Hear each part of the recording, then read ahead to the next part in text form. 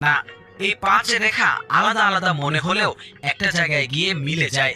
তা হলো বাংলাদেশের ভবিষ্যৎ রাজনীতি, যেখানে লাশ পুঁজি, ফেসবুক স্ট্যাটাস তলোয়ার আর প্রতিবাদের পেছনে থাকে অদৃশ্য কুশীলব। এই অস্থিরতার ভেতরে যেটা সবচেয়ে বিপজ্জনক তা হলো প্রতিটি পক্ষ নিজের মতো করে ইতিহাস লিখতে চায়। কারো কাছে সাম্য একজন শহীদ, কারো কাছে মাহফুজ একজন সংগ্রামী উপদেষ্টা, কারো কাছে ভারত খুব ঘনিষ্ঠ বন্ধু, আর কারো কাছে এই সবই কেবল একটা খেলা। সেই খেলায় আপনি আমি শুধু দর্শক নই, লক্ষ্যবস্তু।